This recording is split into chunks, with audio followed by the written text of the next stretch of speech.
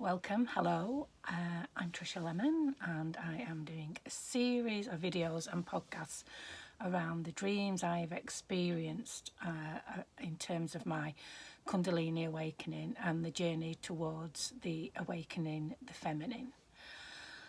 Just a little recap on what is a dream. For me, the dream comes from the deep subconscious. It's not coming from the ego, it's coming from what others might call your psyche. I would always consider my dreams to be truth. However, with the dreams of truth, it comes in symbolism.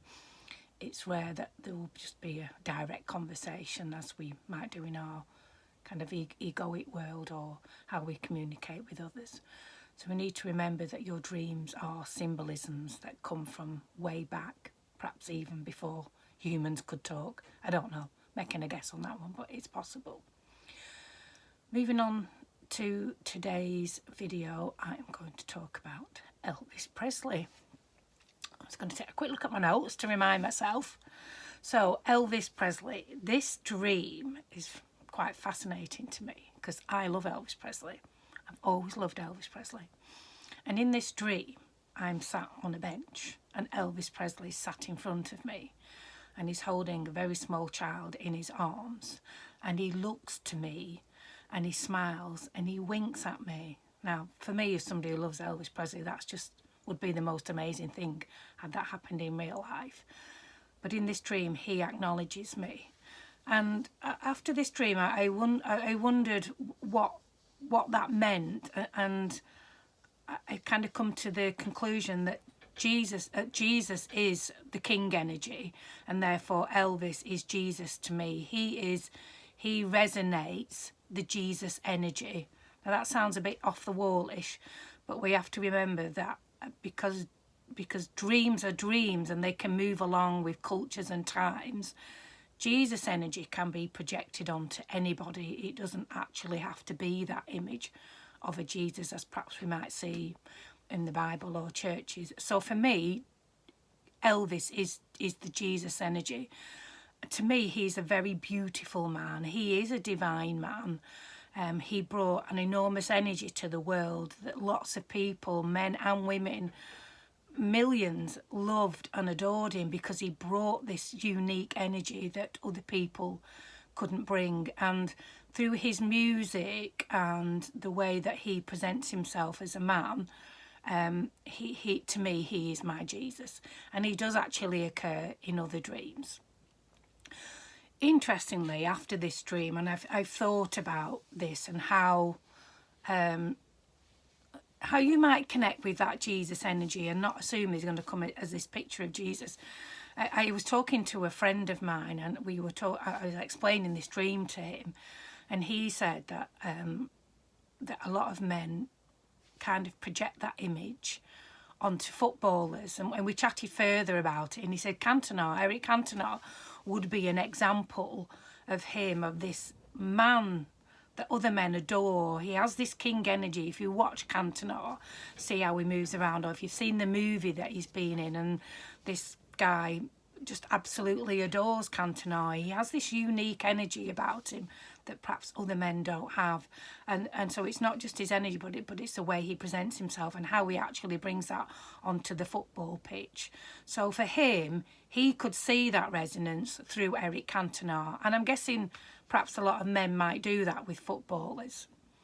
And what's interesting, or something for you to look at or to be aware of, is this projection. I don't know if you understand the word projection. It would be worth you going to look up. But what it means is we project an energy that we hold within us onto somebody else because we're not ready to hold that energy.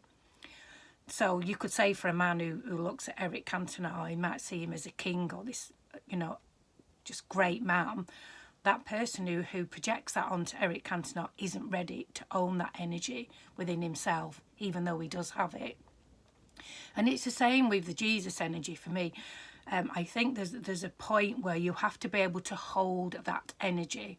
And for me, obviously, that has come through my Kundalini awakening and the shift in the way that my body resonates with what I would call spiritual energy. And I think until you can resonate at that level, you can't own that energy of the king. You can't own that energy of somebody else's greatness or find your own greatness. It has to come within. And until you can do that, you will project it out. But what's interesting is if you learn to watch your projections, you can then take the time to contemplate. So, for example, if you sat and looked at Cantona and really contemplated his energy or who he is, you may start feeling that energy within yourself and start looking inwards to see, where is that energy within me? So I've talked about the dream, which was obviously with Elvis, and this kind of powerful magnetic pull for me. Some of the other feelings I had during that dream is when he looked me particularly in the eye, it was an acknowledgement to me, and I felt like a chosen one in that dream. And the word "the chosen one" is it is another symbolic saying that, you know, you are the chosen one. But it's not about an ego chosen one. It's about you've been chosen to go on that journey. The other part of that dream, which was this child that you could say Jesus is holding, and you will see that in Jesus' imagery anyway, of him holding a child. That is the divine man, which is Jesus, holding the divine child.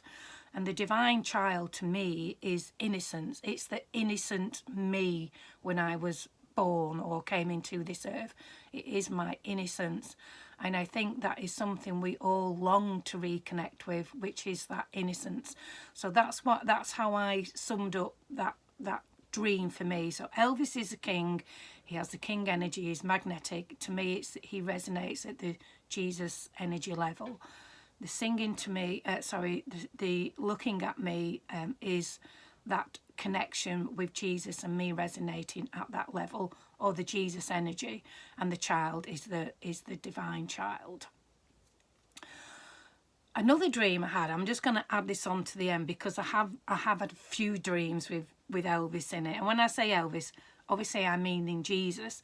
And another dream I had, and it was much more of a powerful feeling inside rather than it being a symbolic dream, was Elvis actually just sat in front of me and he sang to me, "Love Me Tender."